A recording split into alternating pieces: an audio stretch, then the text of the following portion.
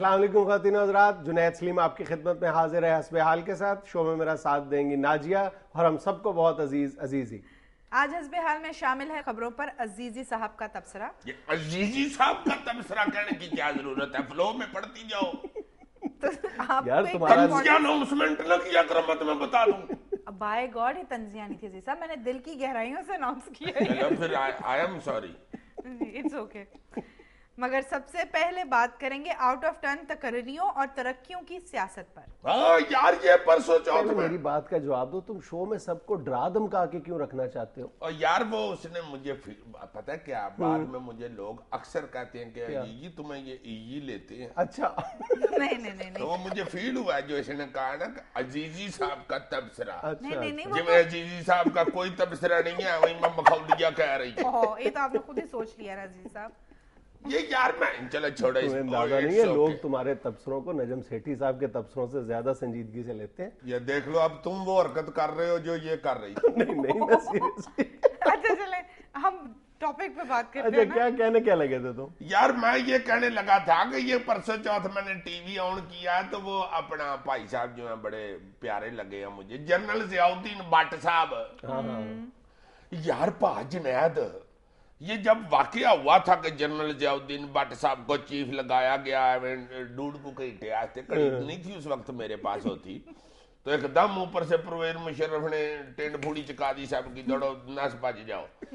اس وقت میں سمجھتا تھا کہ یہ کوئی ہمیں بھائی صاحب کو غلط لگا رہے ہوں گے تو ایسے کر دیا جنرل پرویز مشرف صاحب نے. شاید اس وقت ڈر کے میں سوچ رہا تھا. خوف بہت ہوتا ہے جب ایک دم اس طرح کا بھائی آتا ہے نا. ہوئے ہوئے ہوئے ہوئے.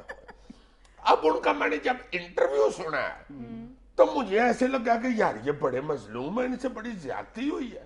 یہ کیوں یار ایسے ہوتا ہے؟ یہ جو تقرریاں اور تبادلے اور جو پرموشنیں ہوتی ہیں یہ اپنی پسند کی کیوں کرتے ہیں؟ کیوں نہیں یہ میرٹ پہ کرتے ہیں؟ یار تم پاکستان کی پوری تاریخ اٹھا کے دیکھ لو. چلو ایک سوال پوچھا وہ جواب نہیں دے گا، میری طبیعت خراب ہے، میں کہاں تاریخ اٹھا کے پھرتا ہوں.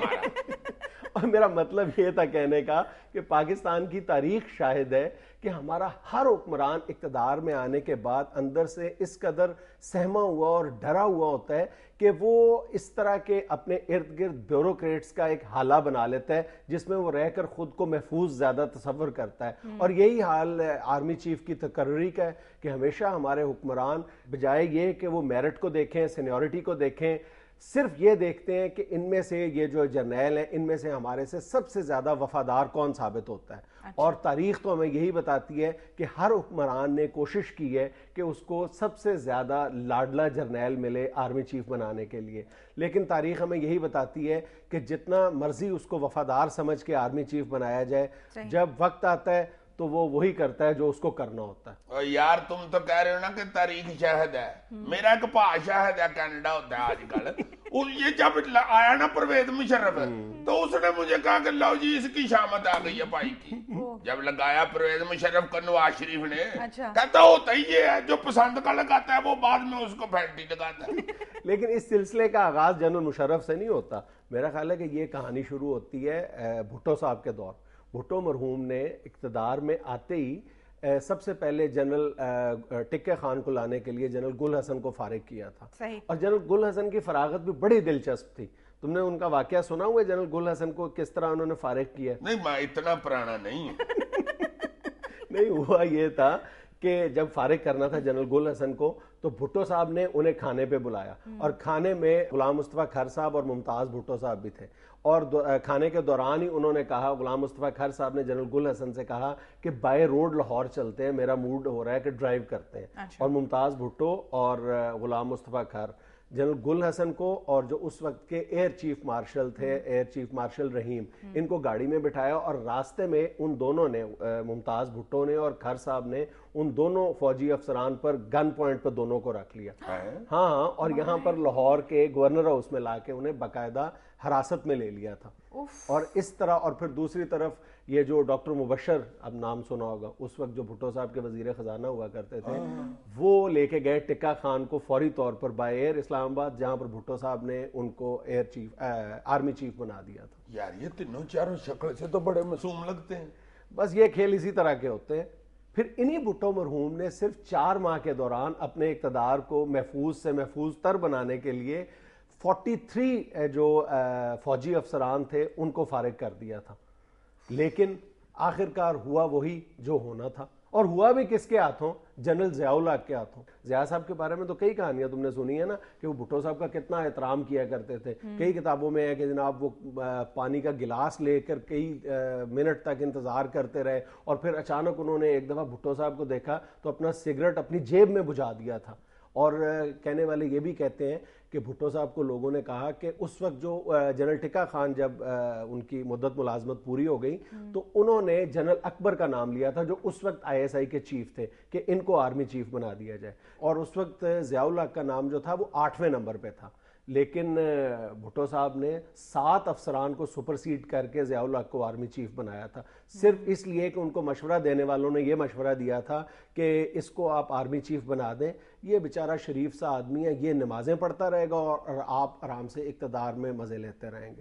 اور پھر دیکھ لو کہ کیا ہوا. اس کے بعد دیکھ لو پرویز مشرف نے بھی اپنے محسن کے ساتھ یہی کیا ہے, چونکہ نواز شریف نے بھی ان کو جونیئر کو اتنے لا کے لگا دیا تھا. حالانکہ پرویز مشرف اپنی کتاب میں خود لکھتا ہے کہ من نالائق افسر تھا.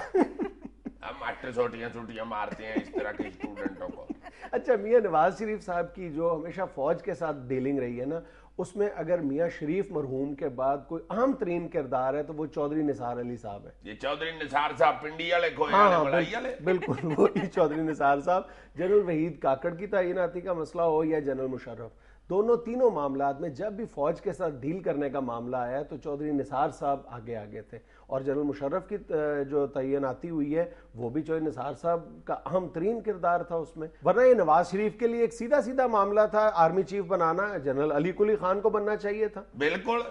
تو کہنے کا مقصد صرف اتنا ہے کہ ہمارے حکمران اگر فوج ہو, بیوروکریسی ہو, پولیس ہو یا کوئی بھی محکمہ ہو, اس میں تقرری اور تعیناتی کرتے ہوئے, ترقی دیتے ہوئے اگر میرٹ کو صرف پیش نظر رکھیں تو ان کا کچھ نہیں بگڑتا. اور اگر اس بات کے پیش نظر وہ کسی کو آؤٹ آف ٹرن ترقی دیتے ہیں یا اس کی تعیناتی کرتے ہیں اس احساس کے پیش نظر کہ یہ مشکل وقت میں ہمارے کام آئے گا, تو ایسا تاریخ تو ہمیں نہیں بتاتی. وہ ان حکمرانوں کے پاس میں ہو تو یہ تو اپنی زمینوں کے مزارے لا کے بڑی بڑی سیٹوں میں بٹھا دے.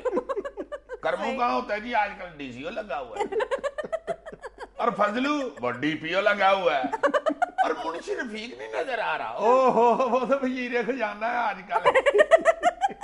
عزیزی صاحب اتنی بھی اندھیر نگری نہیں ہے آپ. اور میں تمہیں صحیح کہہ رہا ہوں, ان کے تو شفیع چندرا, میدہ کہنکہ, اصغر ٹڈ بیٹا, طفیل تھیلا, سلیم کرلا, آڑو گرنیڈ, سارے افسر لگ جاتے ہیں.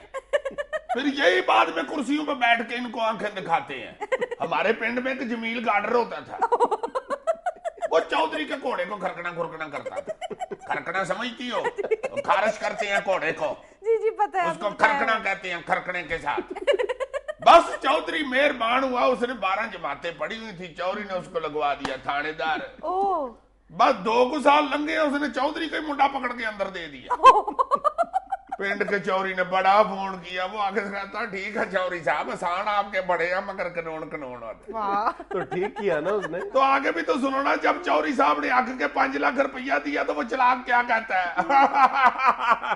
چوری صاحب کیا کرتے ہیں جناب, 45, 46, 47, 48, 49, 50 سان ہے آپ کے مجھ پر.